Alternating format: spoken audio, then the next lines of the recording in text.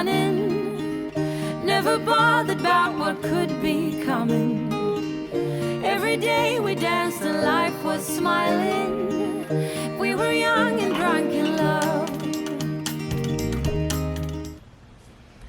Hi guys, and welcome back to my channel. Thank you guys so much for stopping in.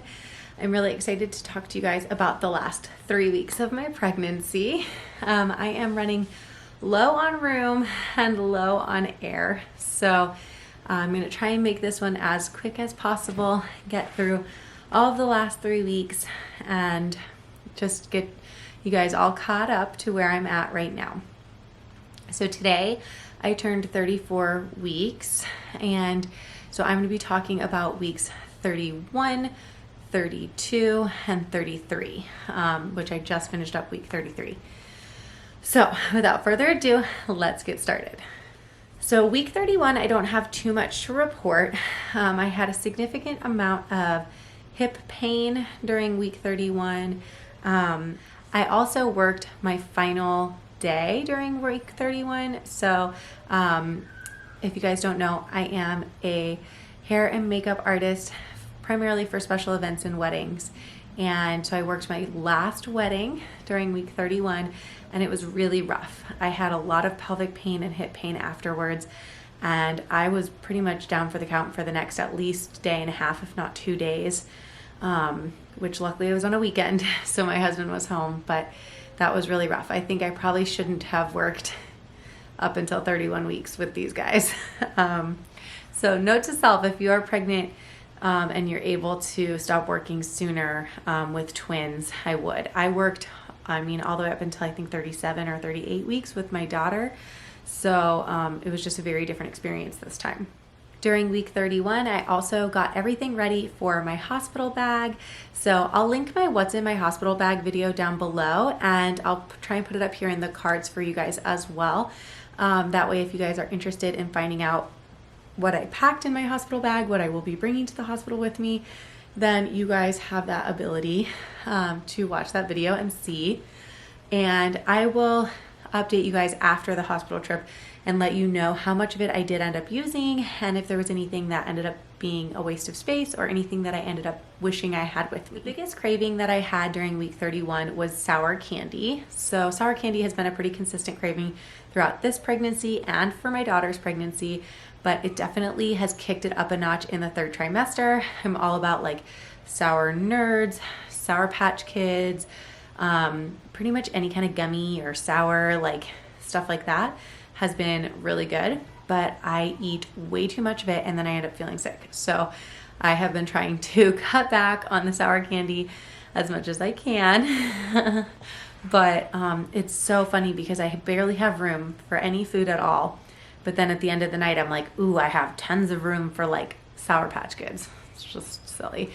But that being said, that has been my kind of more consistent 3rd trimester craving, especially during week 31. During week 32, I had an ultrasound appointment with my doctor, and I was able to FaceTime Ryan. He tried to screen record some footage. If any of it turned out, I will put it on here, but from what I saw, it was pretty blurry, so you weren't really able to see too much. During week 32, we found out that Mackenzie was weighing somewhere around 3 pounds and 13 ounces, and Miles was weighing somewhere around 4 pounds and 2 ounces. So that's pretty exciting. Their heart rates, Miles was in the 140s, about 146, and Mackenzie's was in the 150s, about 158. Now, Mackenzie did give us a little bit of a scare because she had a very elevated heart rate when we first tested her. It was like jumping up to 180 and 190, and then it did settle in. So I think that she just had like a little rush or something like that for a moment there, but we were able to check back in a few times and she stayed in the 150s. So we tried to get a 3D image. We were able to get one 3D image at this ultrasound, and I'll put it here on the screen for you guys, which you can see a little bit of Mackenzie, some of her face. Her hand is sort of distorted over her face, but you can see her a little bit. She reminds me a lot of Chloe, and unfortunately, we weren't able to get a 3D picture of Miles just because of where he was in the womb. And unfortunately for us, at that appointment, Miles had flipped to be butt down and head up, and Mackenzie was actually facing head down. So we're hoping that we can get Miles to flip back to being head down, and it doesn't really matter which position Mackenzie's in, but we need Miles to be head down so that we could go through with a vaginal birth. But if he doesn't flip, then we will be having a cesarean birth, which I'm hoping we don't have to do. But if we do, like I've said 100 times, you know, I want what's best for the babies. I'm just most comfortable going about birth the way that I am used to and the way that I did with Chloe. So at this appointment, the doctor did put me on a wait list for a cesarean at 38 weeks, just so that I could get on the list and just be, you know, ready in case I need to go in and have a cesarean. So for now, we have that just marked on the calendar, but we're still hoping, like they basically said up until the day of, that morning I could go in and they could scan me, and if he flipped, then we'll just cancel the cesarean and just go through with the vaginal birth. So at my 32-week appointment, my cervix had started shortening a little bit, so I was slightly effaced, but my cervix was still closed. However, it was soft at that point. The following week, when I went in for my 33-week checkup, which did not include an ultrasound, it was just a cervical exam and then like a, you know, regular checkup to talk about my symptoms and things. The day before my 33-week checkup, I had started getting contractions, and I had contractions on and off, not super steady, but on and off for about 4 hours on Monday evening, and then went into the doctor on Tuesday morning. So on Tuesday, when they checked me, I was dilated 1 centimeter and I was still slightly effaced. So I had started opening, but shortening just a little bit, but not a lot. So at that point, the doctor told me I'm absolutely not allowed to pick up Chloe anymore. I was already on pelvic rest and exercise rest, but I absolutely was not allowed to do those things either. She wanted me taking it easy as much as possible. She wants my feet up as much as possible, and basically wants me to be doing as minimum of work as I can without calling it bed rest. So just more of it taking it easy and being smart is basically how she described it. So we've been doing that for the past week. And that was at my 33-week checkup. Now, just in case I am unable to make a 34-week check or 34-week recap, I wanted to fill you guys in on what happened today at my 34-week appointment. So this past week, since my 33-week, we've been taking it super, super easy, and I've had a few rough days. I had a day where I was so nauseous that I threw up in the morning. I've had some really bad days with contractions, and then I've had a few really good days. And a few days where I've just felt like better than I have in weeks. So it's been really kind of back and forth for me. Ryan started working from home a week earlier than he originally had planned on coming back to work from home because of me having all the contractions and having started dilating.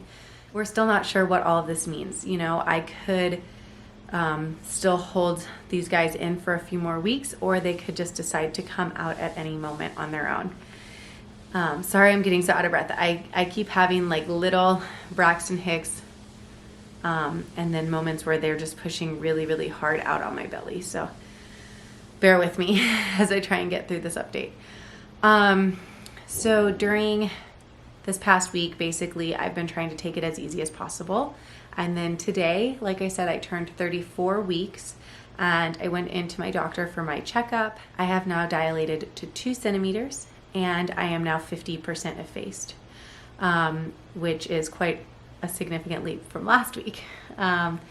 So the doctor basically told me there's a chance that I could still make it to 38 weeks, but it's very unlikely.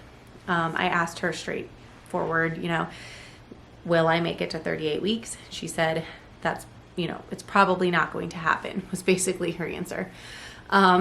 So we're preparing for them to be here sometime within the next 3 weeks, but if they do hold out longer, then that's excellent, and we will just try and keep them in as long as humanly possible. But at this rate, we're just trying to keep up with everything, and keep them in every day is a win for us. So making it to 34 weeks was a really big milestone because it's a really good developmental stage for their lungs.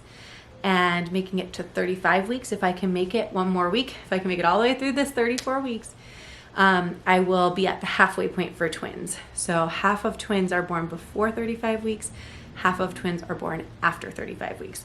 So those were kind of two of my goals that I had set for myself. I've now reached 34 weeks, and then we're just going to take every day as a big milestone at this point. And the further along I can get, the better. But if I can't get much further along, we're still going to be really happy with the progress that I've been able to make.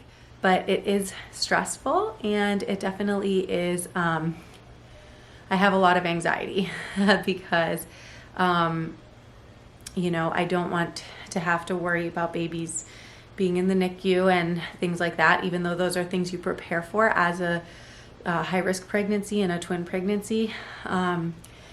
It's still something that you don't really know how to totally prepare for, and emotionally I have been kind of all over the place for the past week. So trying to just keep it together and stay as stress-free as possible. And Chloe definitely can recognize that something is up. She has been like emotionally responding. She's very empathetic like I am. And so she has been emotionally responding to myself and Ryan being stressed out. And so that's been difficult. But we've been getting a lot of help from my parents, and Ryan's parents are going to be coming up to stay with us for a little while as well. So we are getting support from some close family members. It is hard right now to get that kind of support from outside people because we have kind of closed the doors on having visitors at this time with COVID and everything besides our parents. So, you know, there are people I know in our lives that would love to help us, you know, love to do things to support us, but we're just trying to be as careful as possible because the last thing that we need to do is contract the virus, you know, right now, and then have all sorts of issues when we get to the hospital. So we're just trying to be really careful and cautious and keep ourselves protected and safe, and keep the babies healthy and growing as long as they possibly can. I've been listening to their heartbeats on my at-home Doppler as much as I can, and, you know, just keeping an eye on them, just reminding myself of how well they are doing and how far we have come in this pregnancy so far. Today has been an interesting day. We just had a crazy sun shower, and I am sure there are rainbows outside right now because of it, and it's just a sign for me with my rainbow babies that are in my belly that, you know, we need to keep up our hope and positivity and, you know, keep things as relaxed as possible for these two little babies. Okay guys, well, I am going to show you guys my bump, and hopefully it is not the last bump date for you guys. Hopefully we will be able to do another update or two more maybe before these babies come. But here it is. Here is my 34-week technically bump.